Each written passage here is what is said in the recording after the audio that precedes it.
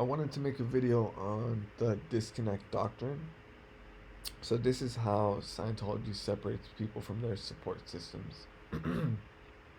And I personally have felt the effects of this, I guess, because I willingly tried to get them to leave me alone, but they still employed the disconnect doctrine on me to try to make it feel like um, they kicked me out, if that makes sense. But I had to argue with them to try to get them to stop sending me letters.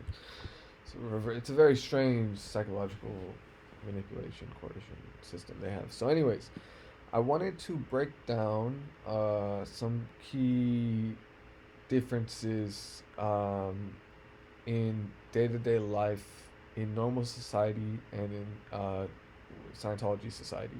Because they call the non-Scientology world the WOG world. So to separate, it's Scientology and then it's everyone else. This is what they teach.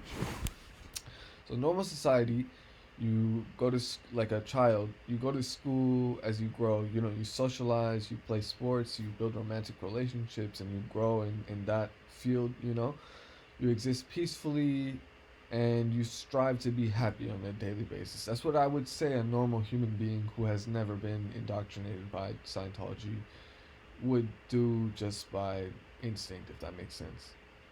Within Scientology, there are special schools. Sorry, I just woke up.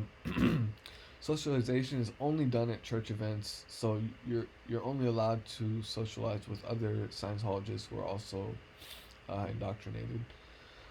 Um, they don't. I mean, they play sports, but they also have very regimented militaristic exercise routines with very special, strange vitamin requirements, which are not healthy by any medical standards. Purif, which is another thing that is not medically safe. I would, and I'm sure a lot of doctors would argue it involves sitting in a sauna for 6 hours, for weeks on for not ev- well sitting in the sauna for 6 hours a day for weeks on end until you're purified is my understanding. I never done it, but my sister and my mom have, and my dad tried to get me to do it, but I never actually did it. Sitting still doing nothing is absolutely not allowed. That's like the worst thing you can do as a Scientologist. And romantic relationships is not even a concept for them. Sexual contact of any kind, like if you're caught touching someone, even if you're like 20 years old, you know, like completely of age, or if you kiss someone, anything, you'll be severely reprimanded, and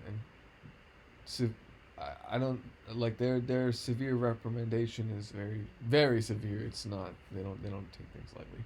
So to break down how their manipulation and isolation kind of how they their tactics, I guess, because I've seen them all firsthand. They employ a number of tactics, a lot of them that I probably don't even know about, to socially isolate people and to separate them from their support systems. So by separating you from your friends and family, you're trapped within their society, and you have to keep paying to do their courses. Failure to improve yourself within the church through courses, no matter where you are, is seen as laziness and can be reprimanded by having a person go to session, which can cost thousands of dollars and take hours or days to weeks at a time. So if you're not, no matter if you're at the highest OT8, which I'm speaking from experience, my dad is an OT8, but he still keeps doing these random courses because if he just does nothing, it's like you will get in trouble for it. It's not a joke. Like if you, yeah, they'll make you go to session, and that can cost upwards of each the session groups that I was in, and I was at the like lowest level. I don't know how much my dad pays, but it was $2,500 for. No, it was $5,000 for 20 hours, I believe. So it's $250 an hour. So yeah, it's expensive. So what exactly is the disconnection doctrine? So it is a requirement for any member of the church to sever all ties with someone declared a suppressive person. So what is a suppressive person? An SP is an individual deemed antagonistic to Scientology, and members are pressured to cut off all contact, including with family members, friends, colleagues. And they say this is to remove obstacles to their own spiritual growth, which is their growth within the church, essentially. Refusal to disconnect. So what this means is anyone who would ever say anything bad about the church, which essentially is anyone who wouldn't convert, because I mean, if you've seen their teachings and you don't agree with it, the likelihood that you would say something bad about it is quite high. So the real definition of this, from my experience, is anyone who is not willing to convert. This is what they say on paper. Realistically, it's just anyone who they can't get, essentially. But this is kind of the crux of it, is refusal to disconnect can result in the individual themselves being declared an SP, and then they can get kicked out of the church. Um, so I already kind of explained this. So this is Pavlovian training in a way, like training a dog, because you will get like, this is real life. Everyone around you, your whole friends and family have seen you leave them and act better than them, act like you're smarter than them, and a better person is the biggest thing.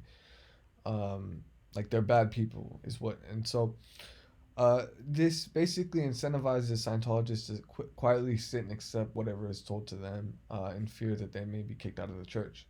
If you spent a majority of, I spelled this wrong, of your life savings on this society, disconnected yourself from your entire family by acting better than them, and wasted several to 10 plus, 20 plus, like my dad, I don't know how long he's, I'm 26, so it's been 20 plus. Yeah, you will have nothing if you're threatened with disconnection. Like, hypothetically, I'm gonna use my dad as an example. If he was to not cut off contact with me because I'm a suppressive person, uh, he would be kicked out of the church, right? And he would have absolutely nothing. He spent literally probably $1 million US, if not more, on this society and organization, and countless, like half of his entire life, basically, of and so much work and energy. If he was to be kicked out of the church, he would have nothing, essentially. Like, all of his friends, he has no other friends, because this is what they do, is they isolate you. So all of this allows them to keep people in the church by force, and this is all done under the guise of morality. The people who are trained to reprimand you by any means necessary, like the people who work in the RPF, who will, like, shout at you, give you orders, and bull bait you, which is just code for verbally abusing you. And I feel like that's kind of saying it lightly, because it's like intense psychological torture. It's hard to explain, but they think that they're in the right and you're in the wrong. They're fully convinced, and the people who are doing this tend to be or not tend to, but they are always in positions of power, because it's a very rent society. So that basically summarizes kind of how they isolate people and some of their manipulation, coercion tactics. Some of them.